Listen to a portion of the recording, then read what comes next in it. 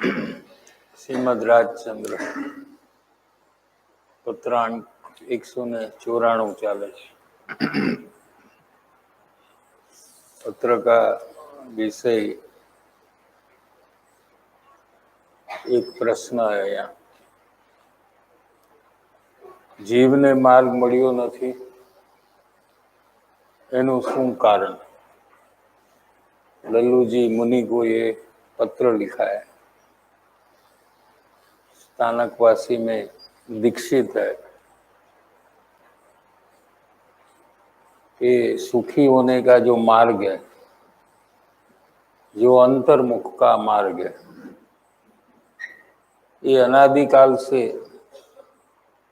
जीव को उसका पता नहीं लगा है। इसका क्या कारण? अनंत बार मनुष्य हुआ, जैन धर्म मिला, ज्ञानी मुनि केवड़ी भगवान का समागम हुआ, लेकिन अंतर्मुख कैसे होना ये मार्ग नहीं मिला। जिनवाणी का अध्ययन भी किया, 11 अंग और 9 पूर्व का। एक अंग में 18,000 पद है, पहला जो अंग है, और एक एक पद में 51 करोड़ से जाजेरा श्लोक है। ऐसे दूसरे अंग में उससे डबल, तीसरे में उससे डबल, ऐसे करते करते 11 अंग का 12 अंग तो पूरी जिनवाणी है। भगवान की वाणी जो है ये 12 अंग और 14 पूर्व में आ जाती है, जिसकी रचना गणधर देव करते हैं। उसमें से 11 अंग और 9 पूर्व ये कंठस्थ था, ऐसा ज्ञान। क्या इसका मतलब ये होता है कि शास्त्र ज्ञान से आत्मज्ञान नहीं होता है। पूर्व कोई संस्कारी जीव हो जिसने भूतकाल में ज्ञानी का योग समागम किया हो, पहचान की हो, निसंग रूप से पहचान हुई है, और उसके संस्कार अंदर में पड़ गए, तो ऐसे संस्कार के फल स्वरूप वो आगे जाकर जिनवाणी से आत्मज्ञान की प्राप्ति कर सकता है, जैसे गुरुदेव श्री और कृपाणु देव ने किया है, और जैसे सोगानी जी और बेन श्री ने नहीं किया है। समझ में आ रहा है कि नहीं? बाकी के जितने जीव है उनको शास्त्र ज्ञान से आत्मज्ञान नहीं होता है। और पंचमाव्रत का पालन भी जीव ने किया है। मुनि व्रत धार अनंत बार ग्रेवेक उपजायो, ते आत्म ज्ञान बिन सुख लेस न पायो। हमने भूतकाल में मुनि व्रत को धारण किया है, दीक्षा ली है। कितनी बार? करोड़ से ज्यादा। करोड़ समझ में आ जाता ना, इसलिए मुनि व्रत धार अनंत है, वहां तो अनंत शब्द का प्रयोग किया। और इतने मंद कषाय थे कि 9वीं ग्रेवेक तक गया। 16 स्वर्ग के ऊपर 9 ग्रेवेक। गुरुदेव श्री के इस भाव में कितने शुभ भाव थे। पूरा जीवन अगर हम देखें तो कितने शुभ भाव थे। न तो कुटुंब परिवार की प्रवृत्ति, व्यापार, मोबाइल, घूमना फिरना, संसारिक बात करना, पूरा जीवन में शुभ भाव बहुत हुए हैं क्या, फिर भी वो दूसरी स्वर्ग में ही गए। आज अभी दूसरी स्वर्ग में है और मुनि व्रत धार कर 16 स्वर्ग के ऊपर 9वीं ग्रेविक, यहां तक हम अनंत बार गए। ते आत्मज्ञान बिन सुख लेश न पायो, लेकिन आत्मज्ञान की प्राप्ति नहीं।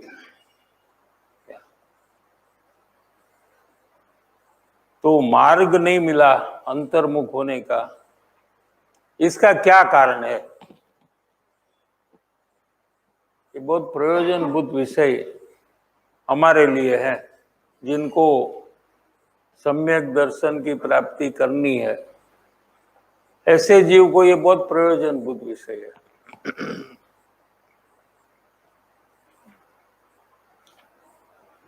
पेज नंबर 225 में भाव अप्रतिबद्धताथी निरंतर विचरे छे एवा ज्ञानी पुरुषना चरणारविंद ते प्रत्ये अचल प्रेम थया विना अने सम्यक प्रतीति आव्या विना सत्स्वरूपनी प्राप्ति थती नहीं। इसमें क्या है कि सब इंक एक ही है, ये कृपाणु देव के जो वचन है वो अलग नहीं है। इसमें क्या, इसमें है ब्लॉक लेटर है, वो कृपाणु देव के ओरिजिनल वचन है, और उसके बाद है ये भाई श्री का प्रवचन है। इसमें सब एक ही कलर में है।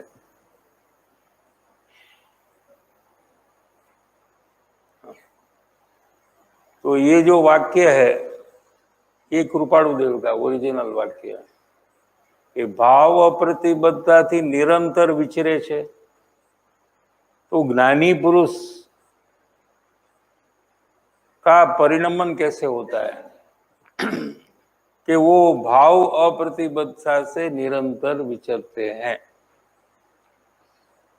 एक बात तो ये कही, ऐसे ज्ञानी पुरुष के चरणारविंद ते प्रति अचल प्रेम थया बिना, उनके प्रति अचल प्रेम हुए बिना।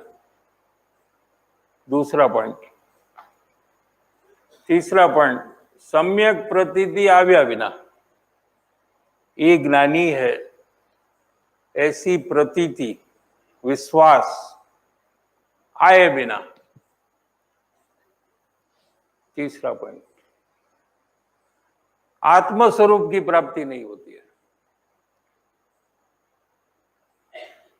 अपना जो स्वरूप है, आत्मस्वरूप अंतर में, उसकी प्राप्ति थती नहीं। जे मार्ग प्राप्त करवो छे एमा ज्ञानी पुरुषनो योग छे ए अनिवार्य छे। पहला क्या कहा कि जिसको आत्मज्ञान की प्राप्ति करनी है उसको 12 में ज्ञानी पुरुषनो योग छे, समागम छे, ये अनिवार्य छे,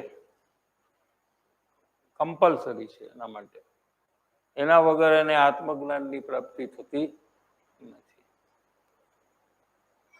केम के देशना लब्धि तो ए वगर छे नहीं। 5 लब्धि में तीसरी जो लब्धि है देशना लब्धि, ये यहाँ प्राप्त होती है, वहां देशना होती है और लब्धि यहाँ प्राप्त होती है। और वो ज्ञानी पुरुष की देशना होनी चाहिए। देशना माने उपदेश, बोध। क्या ये वगर आत्म प्राप्ति थती नहीं, ऐसा जीनागम में कहा है। अथवा जेने मार्ग जोयो छे ये ज बतावी सके। 2 रीजन दिया। दो कारण दिए कि कौन हमें रास्ता बता सकता है। अंतर में जाने का रास्ता हमें कौन बता सकता है? कि जिसने मार्ग देखा है वही हमें बता सकता है। जिसने देखा नहीं है वो हमें बता सकता नहीं। એ પણ સંકેત માત્રપણે બતાવી શકે છે।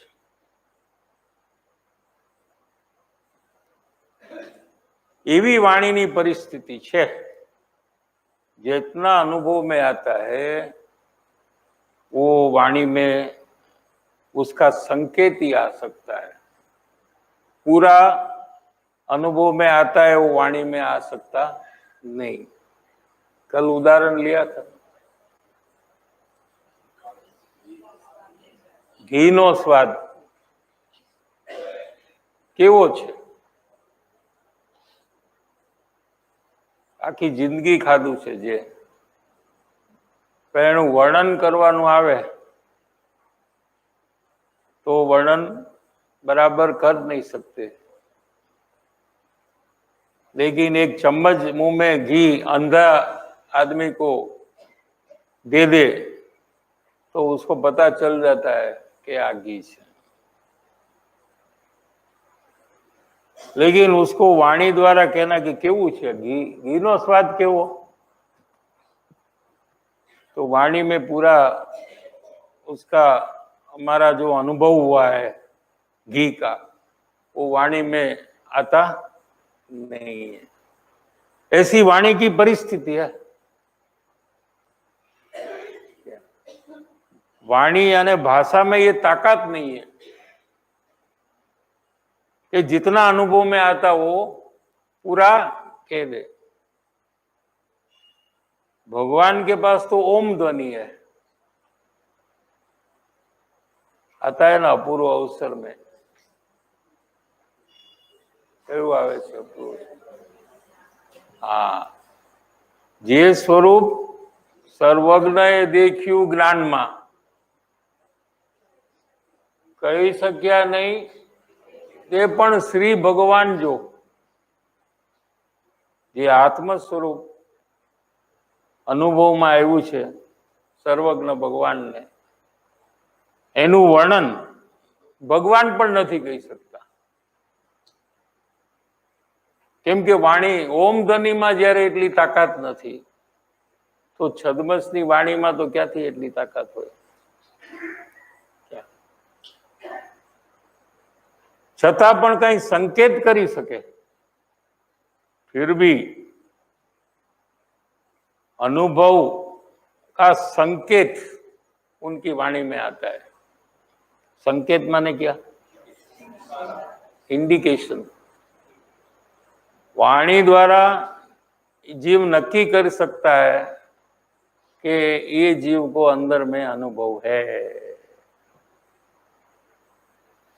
समझ में आ रहा है कि नहीं? ये अपने को आया ना 569 पत्रांक में आया है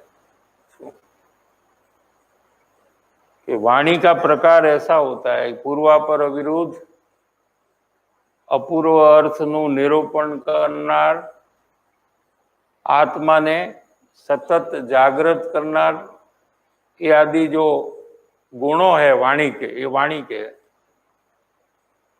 इसके द्वारा पता लगता है कि अंदर में कोई जागृत जीव है। अपने अंदर में जागृति उत्पन्न हो। कैसी जागृति? कि मैं तो कोई मनुष्य नहीं हूं, मैं तो आत्मा हूं। क्या? और मैं अनादिकाल से परिभ्रमण कर रहा हूं, तो मैं अनंत सुख स्वभावी हूं, सुख मेरे में भरा है और अंदर में जाने से मुझे सुख की प्राप्ति होगी। ऐसी जागृति आती है और अपने आत्म कल्याण के मार्ग में अग्रसर होता है। ऐसी अपनी जागृति जो पहले नहीं आई या दूसरे की वाणी के में नहीं आती है, अज्ञानी की वाणी से ये जागृति नहीं आती है। आत्महित करने का विचार, आत्महित करने का प्रयास, इस प्रकार की जो जागृति, अलर्टनेस जब आती है तो जीव को ऐसा लगता है कि सामने भी कोई जागृत जीव होना चाहिए। तो उपादान से नक्की करता है कि सामने भी कोई जागृत जीव है। जब अज्ञानी को सुनता है तो ऐसी जागृति नहीं आती है। समझ में आ रहा है कि नहीं? ये सब ज्ञानी की वाणी का लक्षण है। इसमें से देखते 679 है ना, 579।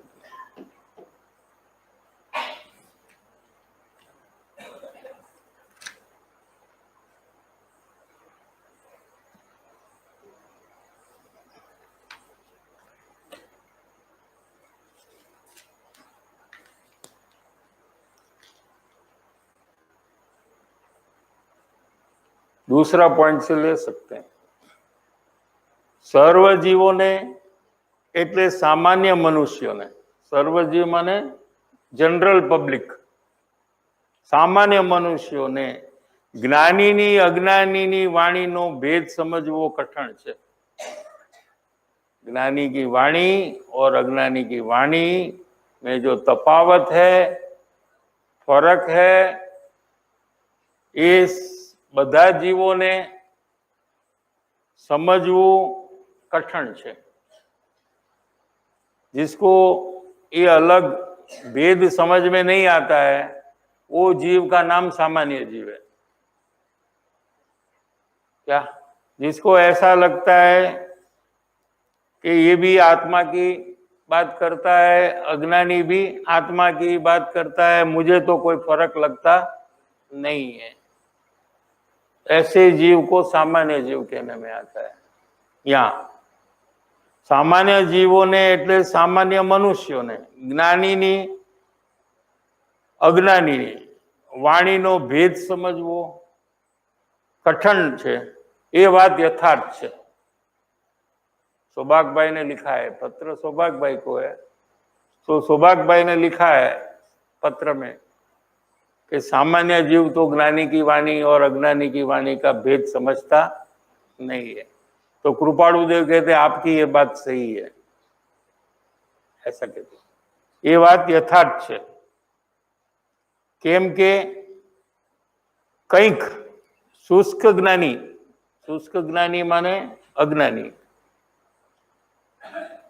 શીખી લઈને જ્ઞાની જેવો ઉપદેશ કરે છે।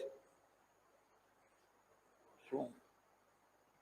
શાસ્ત્ર વાંચીને કે બીજા જ્ઞાનીની વાણી સાંભળીને સમજીને એ જ્ઞાની જેવો ઉપદેશ કરે। એટલે કે તેમાં વચનનું સમતુલ્યપણું જોયાથી શુષ્ક જ્ઞાનીને પણ સામાન્ય મનુષ્યો જ્ઞાની માને। ઓહો, આને પણ કેટલું બધું જ્ઞાન છે કે શું કે ઘણું જ્ઞાન છે, માટે આ પણ જ્ઞાની છે। શું? કોણ એમ માને કે સામાન્ય જીવ, સામાન્ય મનુષ્યો।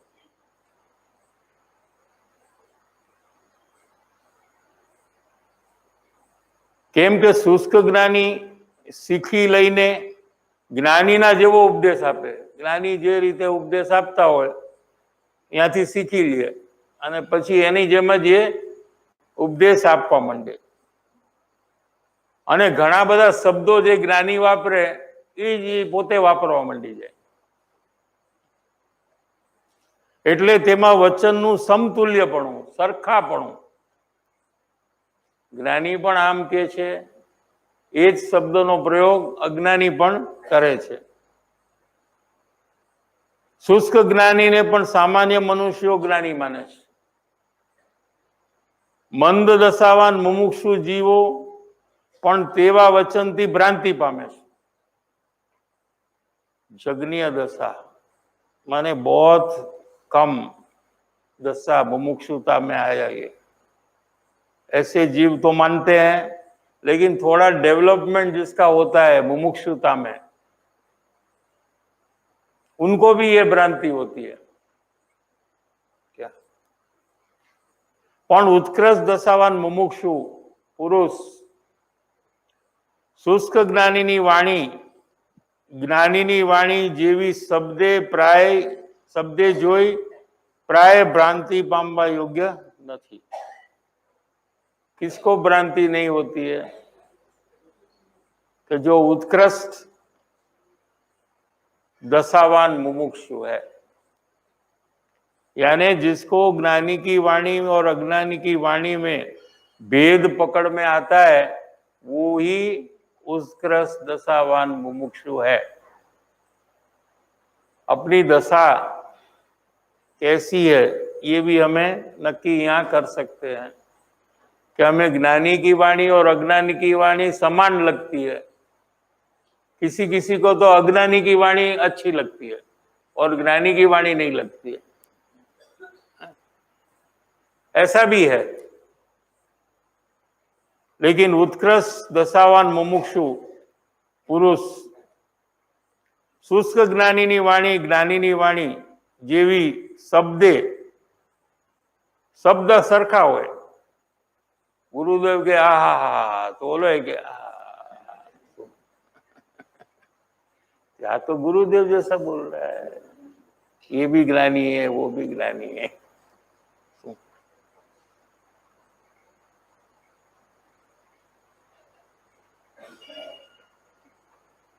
भ्रांति पामवा योग्य नहीं। केम के शुष्क ज्ञानीनी वाणीमां आशये ज्ञानीनी वाणीनी तुलना होती नहीं। हवे फरक क्या है?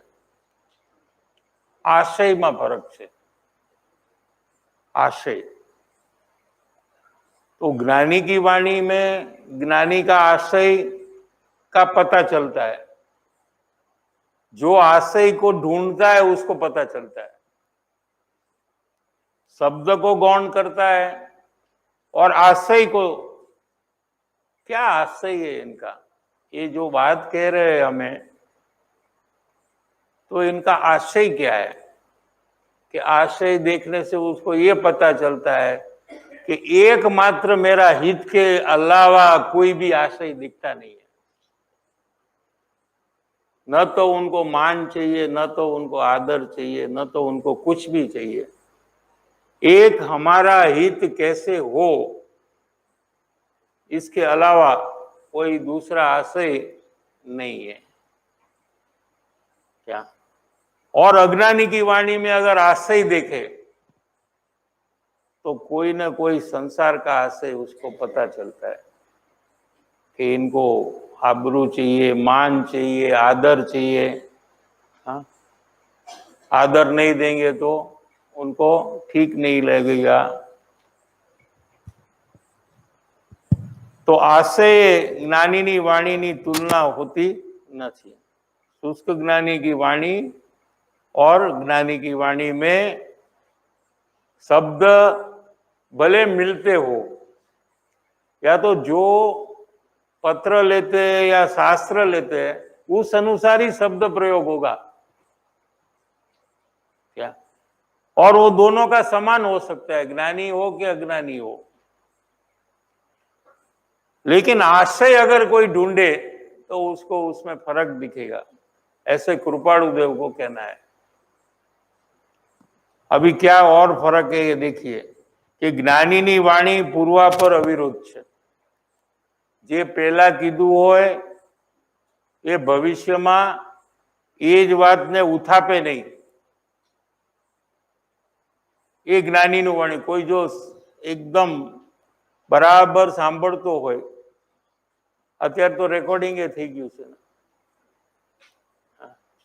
गुरुदेव नो કેટલાય વર્ષોનું રેકોર્ડિંગ છે, એ જ ગાથા બીજી વાર લીધી હોય क्या? तो जो बात पहली बार कही है वो बात आगे जाकर उसका विरोध नहीं आएगा क्या? समझ में आ रहा है कि नहीं? और अज्ञानी में इसलिए आएगा कि वो भूल जाता है, उसको याद नहीं रहता है कि उसने क्या कहा था, और उसके विरुद्ध भी वो बात कर देता है। और ज्ञानी भी भूल जाते हैं, फिर भी ये भूल इसलिए नहीं हो रही है कि ज्ञानी अपने आत्मा को देखकर बोध देते हैं, और आत्मा पहले जैसा था वैसा ही आगे जाकर है।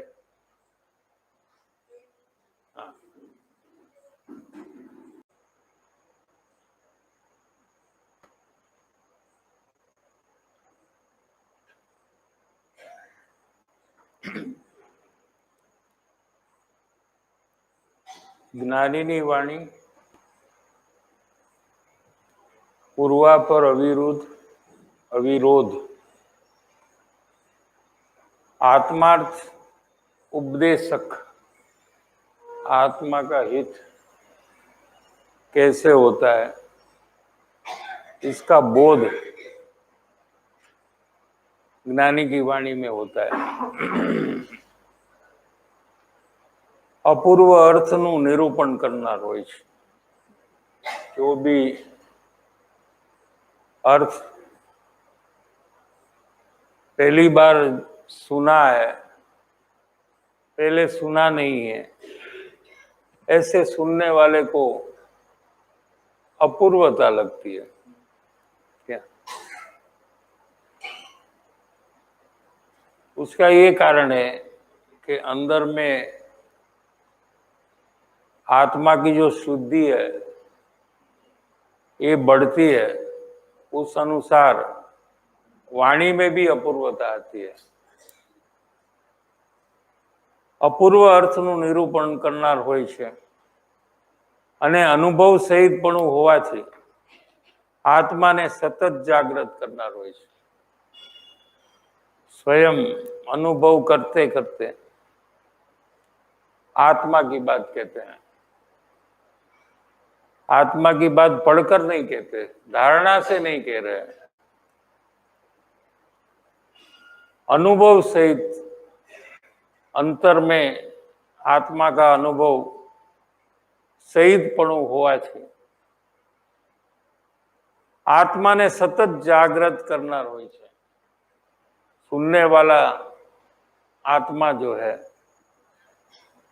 उसमें जागृति होती है, अपना आत्महित करने की सतत जागृति होती है। सतत शब्द लिया यहाँ, सतत जागृत करनार होय छे।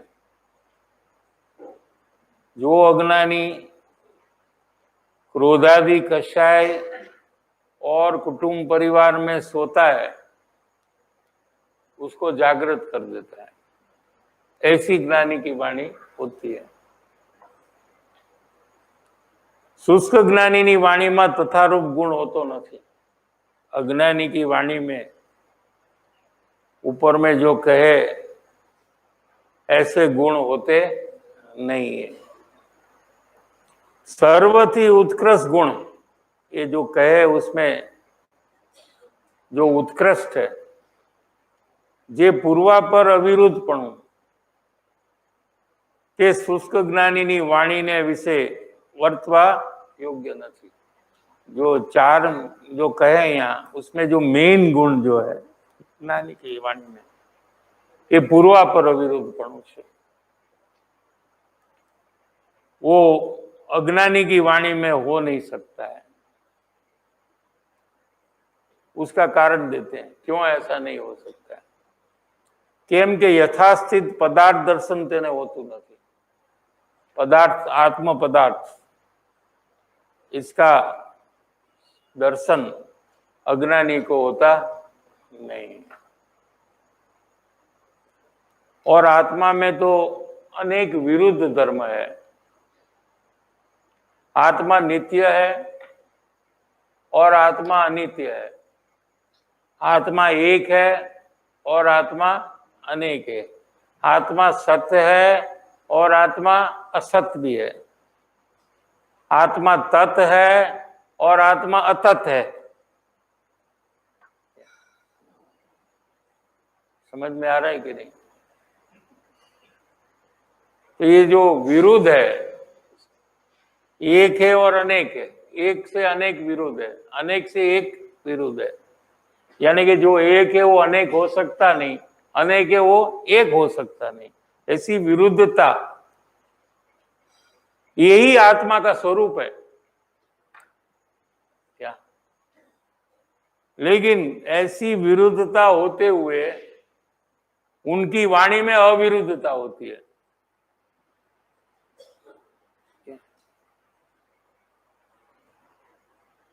जैसे आत्मा नित्य है और आत्मा अनित्य है, ये दोनों बात हमें अंदर में नक्की करनी है।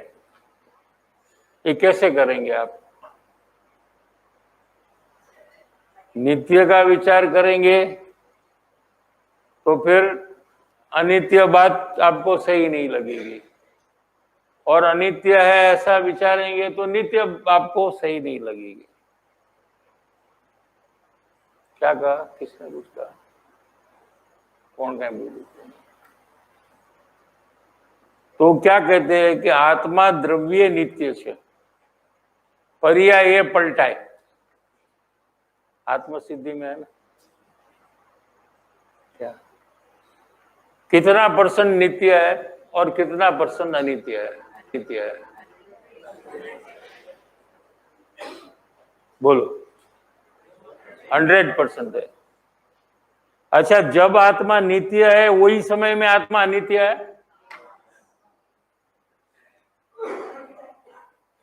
कि आगे पीछे है? तो ये विरुद्ध दर्शन, विरुद्ध बात जो है, ये आत्मा अनुभव के बिना ये बात कोई नहीं कह सकता। क्या? या तो वो नित्य का पक्ष ले लेगा और नित्य के ऊपर वजन उसका होगा, और अनित्य बात को वो उसके ऊपर उसका वजन नहीं होगा। लेकिन जितना आत्मा नित्य है उतना ही आत्मा अनित्य है, थोड़ा भी फेर नहीं है। जो आत्मा द्रव्य अपेक्षा से नित्य है वही आत्मा वही समय पर्याय अपेक्षा है 100% अनित्य है।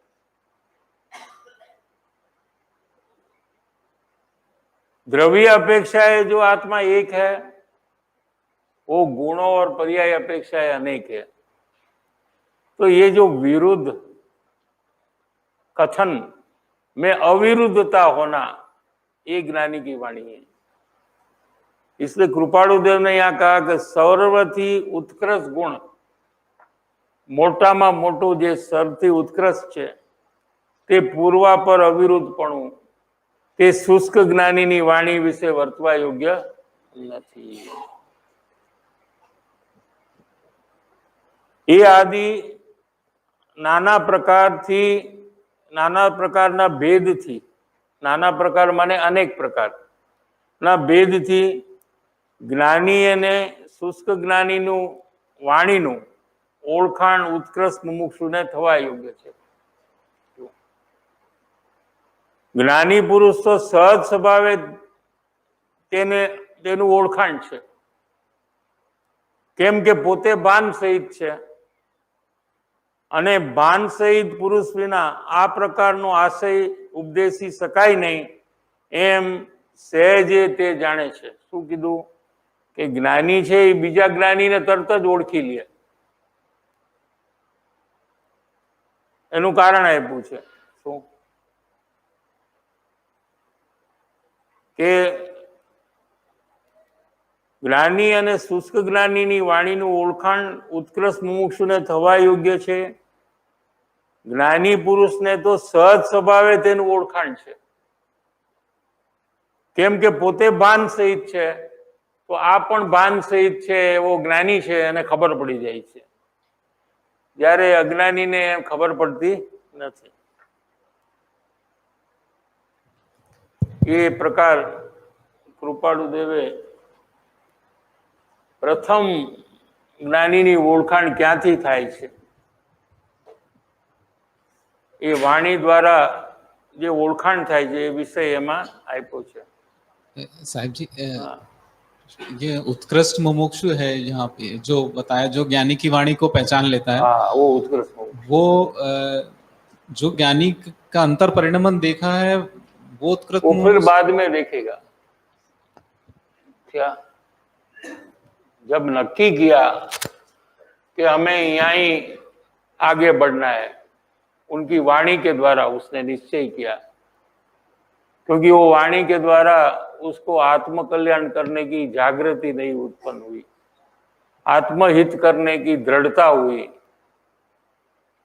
तो ये जो अपने उपादान में फर्क हुआ, उसके कारण से वो उसका समागम बढ़ाता है और उनके परिचय में रहकर उनका अंतर को पहचानता है। यहां वहां जाने का उसका बंद हो जाता है। पहला क्या चेंज हुआ? जिसने वाणी द्वारा पहचाना वो फिर और जगह में भटकने का उसका बंद हो जाता है कि मुझे यहीं आगे बढ़ना है, यही ज्ञानी हो सकते हैं, ऐसा उसको विचार, दृढ़ विचार आता है। ये फर्क पड़ता है उसको। ऐसे जीव को उत्कृष्ट मुमुक्षु कहने में आया है। वो सामान्य मुमुक्षु जो है वो हर एक जगह में जाते हैं, जहां भी आत्मा की बात हो वहां जाकर बैठ जाते हैं। क्या? जहां महावीर भगवान का नाम लेकर कुछ भी बात करे तो वहां जाकर वो बैठ जाता है। समझ में आता? साहिब जी, शायद थोड़ा टॉपिक से वैसा है, बट आपने जो एक समय में नित्य अनित्य की बात कही, अगर थोड़ा सा उसको एक्सप्लेन कर सकें तो। हाँ, तो एक वस्तु जो है ना वो द्रव्य अपेक्षा से कायम रहने वाली है। 6 द्रव्य है ना विश्व में, 6 द्रव्य, टोटल 6 ही है। जाति अपेक्षाएं 6 है। 6 में सब आ जाता, पूरे विश्व के जितने। एक तो जीव है, तो उसमें दुनिया के तमाम जीव आ जाते हैं विश्व के। दूसरा है उद्गल पदार्थ, अजीव, तो उसमें सब आ जाते उद्गल। ये 2 मेन है। क्या? बाकी के 4 तो अरूपी है। धर्मास्तिकाय, उसको इंग्लिश में ईथर कहते हैं। अधर्मास्तिकाय, उसको एंटी ईथर कहते हैं। और आकाश, उसको इंग्लिश में स्पेस कहते हैं। और काल, इतना जो 4 वो दूसरे है, वो तो आप अगर नहीं जानो के जानो उससे उतना फर्क पड़ता नहीं है। लेकिन जीव और पुद्गल के विषय में भ्रांति है जीव को, यानी शरीर को वो अपना मान रहा है और जीव को भूल जा रहा है, इसलिए वो परिभ्रमण कर रहा है। समझ में आ रहा है कि नहीं? तो कोई भी पदार्थ हो, जीव है वो कायम जीव रूपी रहता है, वो कभी पलटकर अजीव रूप नहीं होता है। ये जीव का नित्यपना है। ठीक है? और जीव अपना स्वरूप को बरकरार रखते हुए प्रति समय बदलता है। अनंत गुण है ना जीव में, वो एक एक गुण में बदलाव आ रहा है, परिणमन हो रहा है। जैसे ज्ञान गुण है एक, तो जानने का कार्य नया नया हो रहा है। समझ में आ रहा है कि नहीं? चारित्र नाम का गुण है एक, तो उसमें क्रोध भाव पलटकर मान भाव होता है, मान भाव पलटकर माया का भाव होता है। ऐसे उसमें भी अनित्यपना है, ये अनित्यपना है। क्रोध कायम क्रोध रूप नहीं रहता है वो जीव, लेकिन उसमें पलटन होती है, चेंज होता है, ये अनित्यपना है। तो जीव जीव रूप है, अजीव रूप नहीं होता है, नित्य जीव रूप रहता है, वो उसका नित्यपना है। और नित्य रूप रहते हुए अवस्था में वो बदलते रहता है, क्या उसको अनित्यपना कहते हैं। ये दोनों एक साथ हो रहा है, प्रत्येक समय में अवस्था बदलती है, एक एक समय में अवस्था बदलती रहती है, क्या इसको अनित्यपना कहते हैं। समझ में आया? हाँ? वो जीव का अंदर में जो गुण है ना, वो उसका कार्य है, वो पलटते, पुद्गल भी पलटते रहता है ना, तो जीव भी पलटते रहता है। पुद्गल पदार्थ है, वो पुद्गल ही रहता है, वो कभी जीव नहीं होता है, वो भी नित्य है, क्या वो कभी शरीर है, वो जीव रूप नहीं हो सकता है कभी भी, भले कितना साल भी साथ रहे, लेकिन शरीर है ये जीव रूप नहीं होगा, और जीव है ये शरीर रूप नहीं होता है। लेकिन इसमें प्रति समय उम्र बढ़ती है ना, तो ये पलटन हुआ कि नहीं? ऐसे रंग बदलता है, नया पुराना ये सब दिखता है, तो पुद्गल पदार्थ भी पलटते रहता है, लेकिन ऐसा पलटन नहीं होता है कि कभी वो जीव हो जाए। समझ में आ रहा है कि नहीं? साहिब जी, एक जब केवल ज्ञान होता है तो उसमें तो एक नित्यपना है, मतलब उनको ज्ञान सारे केवल ज्ञान स्वयं पर्याय है, वो पलटती है, क्या जैसे सम्यक ज्ञान है ये पर्याय है, तो अच्छा है ना। अगर वो द्रव्य होती तो आपका मिथ्या ज्ञान जाकर आपको सम्यक ज्ञान ही नहीं होता, क्या वो अवस्था है, पलटती है, तो अज्ञान नाश होकर सम्यक ज्ञान होता है। अगर वो अवस्था न होती और वो पलटती नहीं और अज्ञान कायम रहता, तो कोई ज्ञानी कभी होता ही नहीं। समझ में आ रहा है कि नहीं? तो जैसे सम्यक ज्ञान पर्याय है और आत्मद्रव्य जो है उसके आधार से वो उत्पन्न होती है। जो आत्मद्रव्य नित्य पदार्थ है, उसका आश्रय पर्याय जब करती है तो वो पर्याय सम्यक ज्ञान रूप हो जाती है, और परद्रव्य का आश्रय जब वो पर्याय करती है तो वो मिथ्या ज्ञान रूप हो जाती है। ठीक इसी तरह पंच परमेष्टि भी 5 पर्याय है। नमो अर्यंताणम, नमो सिद्धाणम, नमो आयर्याणम, नमो वज्रायणम, नमो लोहे सवसावनम। ये 5 पद जो है, ये एक आत्मा के 5 पद है, 5 अवस्था है। हमारा आत्मा ही आगे जाकर मुनि बनने वाला है, क्या अर्यंत होने वाला है और सिद्ध होने वाला है। तो अर्यंत अवस्था भी पर्याय है, अर्यंत केवल ज्ञान भी पर्याय है, सिद्ध अवस्था भी पर्याय है।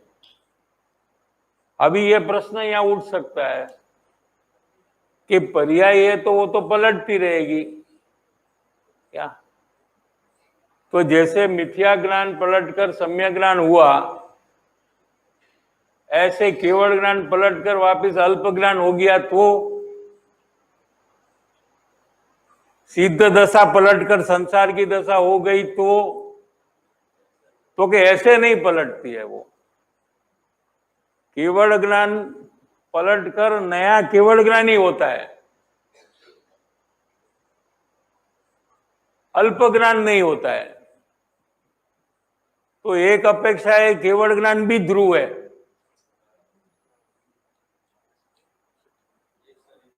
हाँ, पहली गाथा में आया ना समय सार में, ध्रुव अचल अनुपम पामेल। આવ્યું ને આપણે, તમે તો બધું વાંચ્યું છે ને। तो ध्रुव सिद्ध ने ध्रुव कीधु, ये तो पर्याय है, ये तो पलटती है। इसको क्यों ध्रुव? कि जैसे ध्रुव पलटकर ध्रुव तो ध्रुव रूपी रहता है, ऐसे सिद्ध पर्याय भी पलटकर सिद्ध रूपी होती है, इसलिए उसको ध्रुव कहा।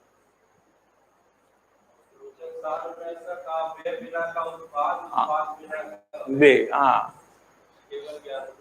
हाँ वो पर्याय है ना, लेकिन वे बिना का उत्पाद है। उत्पाद बिना का व्यय। संसार का ऐसा व्यय हुआ है कि अब उसका उत्पाद नहीं होगा कभी, कायम माटे हो गया है। वो केवल ज्ञान प्रकट हुआ तो संसार का कायम नाश हो गया है।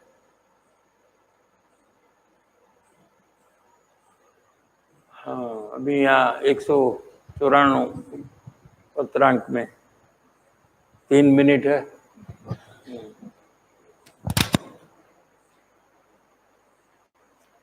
प्रश्न यहाँ है कि भाव अप्रतिबद्धता थी एटले शू? आया था ना ऊपर में कि भाव अप्रतिबद्धता थी निरंतर विचरे छे एवा ज्ञानी पुरुष। तो ये भाव अप्रतिबद्धता माने क्या? प्रश्न है।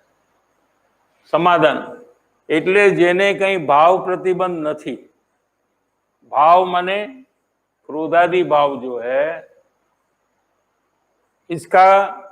इससे भिन्न है ज्ञानी, इसका प्रतिबंध नहीं है। क्या?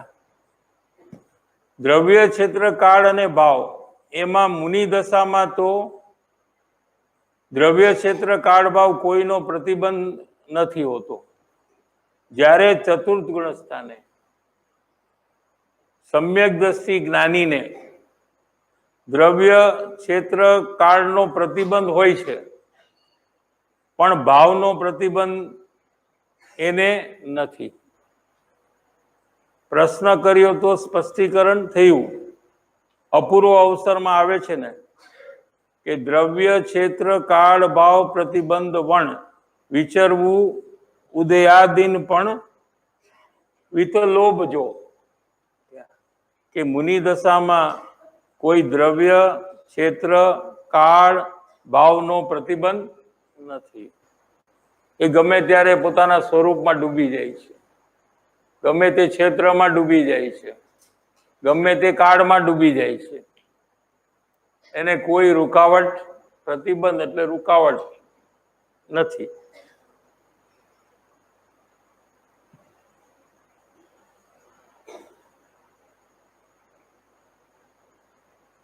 केम के एनो पुरुषार्थ एटलो छे, मुनि का पुरुषार्थ इतना है कि कोई पण परिस्थिति में ए पोते समाधि युक्त जीवन जीवे छे, अंतर्मुख थई जाय, गमे ते परिस्थिति हो निर्विकल्प समाधि में आवी जाय छे। परिणाम जरा पण बगड़ता नहीं। उदय के अनुसार परिणाम बिगड़ते नहीं है। प्रतिकूल उदय हो के अनुकूल उदय हो,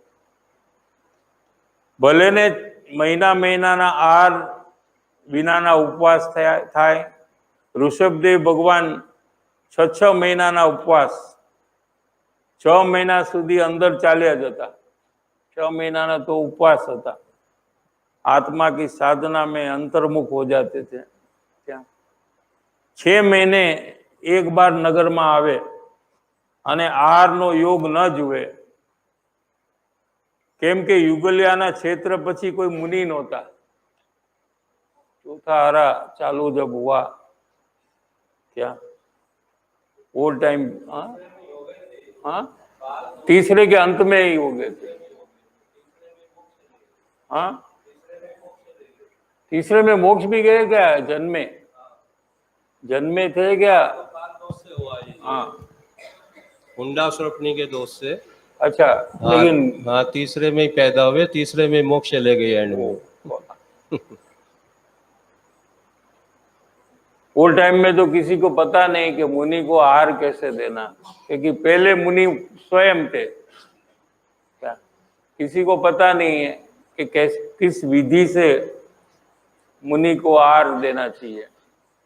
8 भाव पहले जो है राजा श्रीयांश के जीव ने दिया था जो है, हाँ, इनकी पत्नी थी वो 8 भाव पहले जो है, अच्छा, उनको जाति स्मरण हुआ जो है, हाँ, वो ख्याल में आया कि हमने ऐसे आहार दान दिया था पहले दिया था।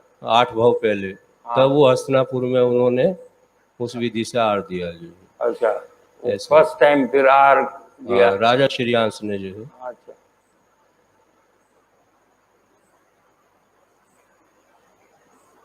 કેમ કે યુગલિયાના ક્ષેત્ર પછી કોઈ મુનિ નહોતા કે એમને આહાર કેવી રીતે કઈ વિધિએ દેવાય એ ખબર પડે, એ તો અંદર ચાલ્યા જતા હતા। कोई तीर्थंकर है ना, वो मुनि दशा में बोध नहीं देते, मौनी रहते। क्या और फिर केवल ज्ञान हो जाता है तो ओम ध्वनि फिरती है। क्या गृहस्थ दशा में तो बोध कोई देते नहीं है। तो नहीं तो कोई कहे कि आप मुनि होने वाले हो, आपको तो अवधि ज्ञान है, पता है कि कोई आहार देगा नहीं। उनको पता था ना अवधि ज्ञान में, तो आप कहकर जाओ ना कौन सी विधि से देना। हाँ, तो फिर हम वो विधि से आपको देंगे। लेकिन मुनि दशा में तो मौन रहते हो, मौन साधना करते हैं। क्या और केवल ज्ञान की प्राप्ति करते हैं।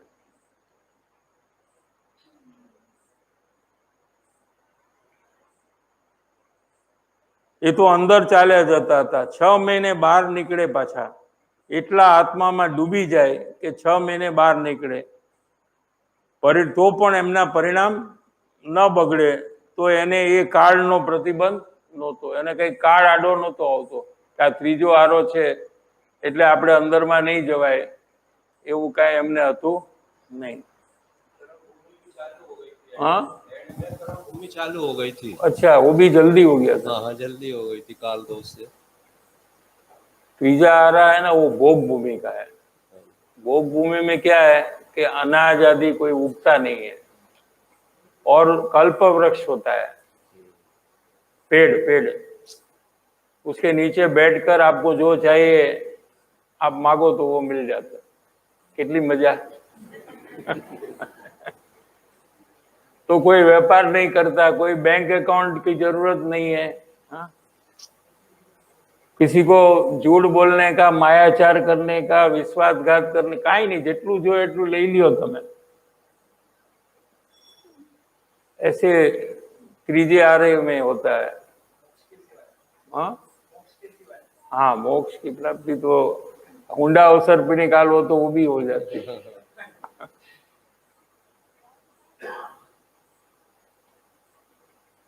चौथे काल के जन्म में वे पंचम में भी गए मोक्ष में जो है। हाँ, ये अंतिम। हाँ, ये चौथे काल में जिनका जन्म हुआ वो पंचम में शुरू में गए मोक्ष जो है। हाँ, तो इसलिए पंचम काल भी कोई बाधक नहीं पड़ा उनको। हाँ, ये कार्ड नो प्रतिबंध नहोतो। यहाँ तक रखेंगे, टाइम हो गया।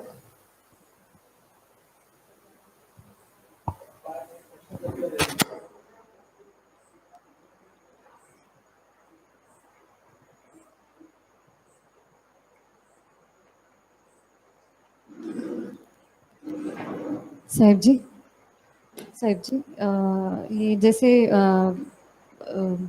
अरिहंत सिद्ध आचार्य जो पर्याय है वो आत्मा की पर्याय है या वो शरीर से पर्याय है? आत्मा की, वो आत्मा की क्रिया है। आत्मा को अरिहंत दशा आती है ना, शरीर को नहीं आती है। लेकिन अरिहंत दशा में शरीर होता है।